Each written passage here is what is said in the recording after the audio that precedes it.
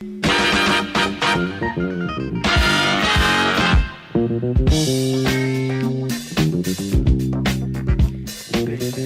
so on this week's episode of What is This Mystery Steel, we've got a stone-cutting saw blade that I was given when I bought my anvil by my friend Lyndon, which somebody's clearly, at some point, it looks like they've cut a throwing axe out of it.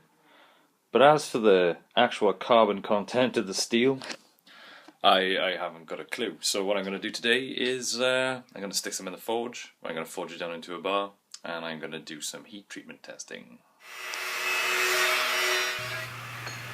Looking at the sparks on this, it became fairly obvious to me that actually this is something similar to maybe high-speed steel.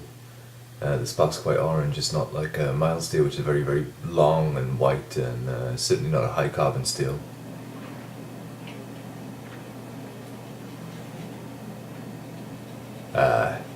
Here I'm just finishing up a test bar. The actual saw blade itself is about 8mm thick, and I would struggle to bend that length of 8mm mild steel, so I forged it down to about 4 or 5mm to make my life a hell of a lot easier.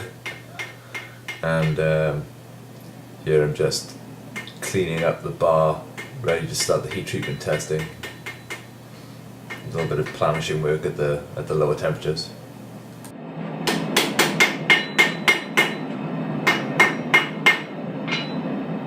Okay, so I brought the bar up to critical temperature a couple of times, and I've let it cool down to the point where I can hold my hand near it. It's nice and cool. It's been normalized a couple of cycles, so I'm going to pop it back in the forge, fire it up to critical temperature and quench it and see what happens.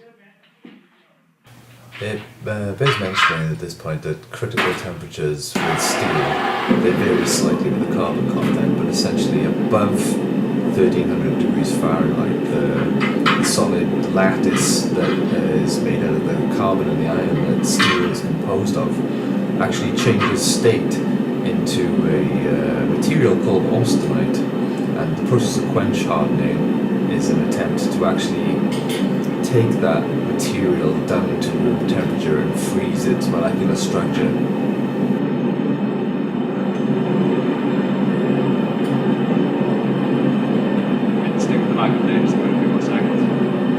One of the characteristics of austenite is that it's actually paramagnetic, so once there's no magnet, and then you're ready to quench. Essentially what you want to do is to take the steel down rapidly below 600 degrees Fahrenheit and convert that austenite into a material called untempered martensite.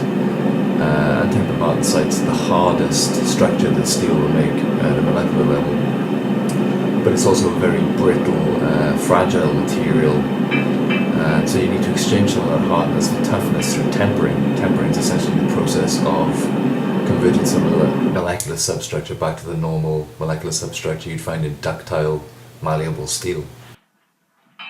Well, that was considerably less flamey and melodramatic than I expected.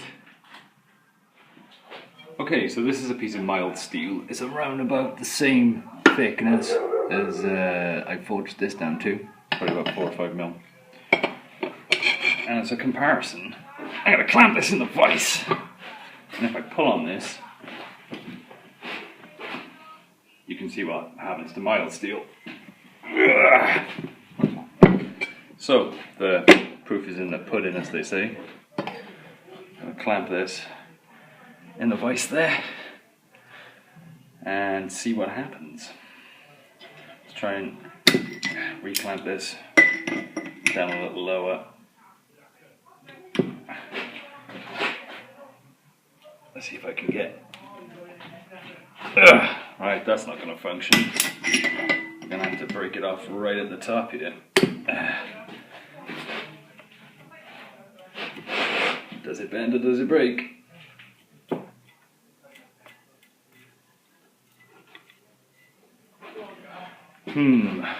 That definitely bends.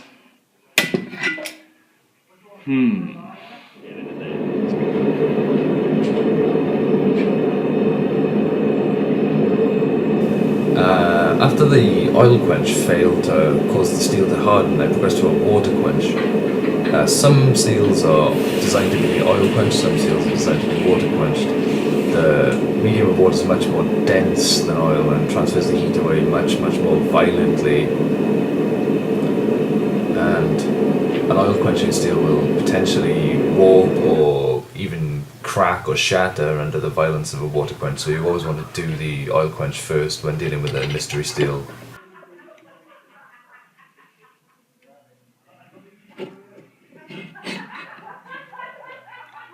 Give it a quick straighten. Well, it's still I'm hoping that giant saw blade is actually usable, because otherwise it ain't no good. Right, here goes nothing.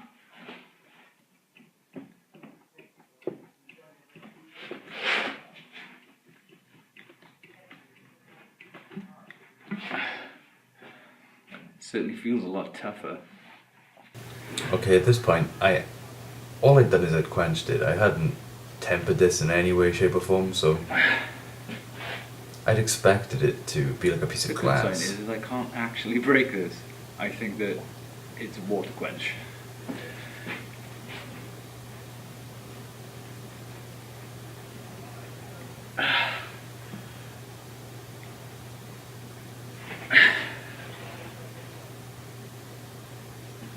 Now the Yeah, way that that's this behaved especially not completely breaking. mystified me at Let me this get a point, hammer. because my destructive testing kind of relied on being able to break it. When in doubt, big hammer.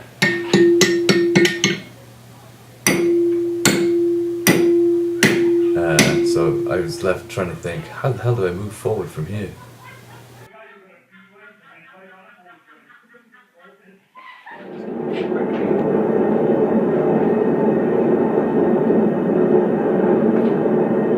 See, just something simple. Do that quick.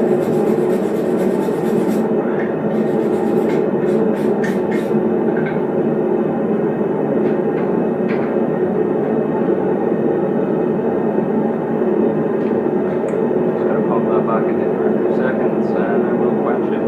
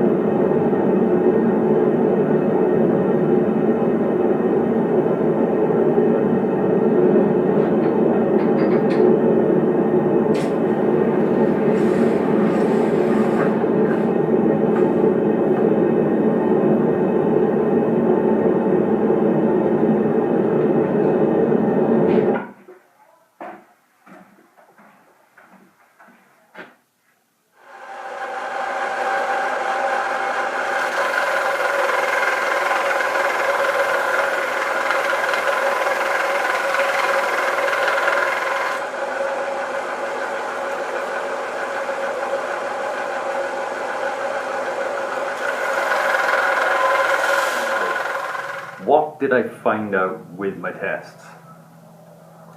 Essentially, the way that it behaved after talking to a few people and doing a bit of research, behaved very much like stuff called high strength, low alloy, low meaning low carbon alloyed steel, which is essentially a low carbon mild steel with alloyed additives that make it very tough, abrasion resistant.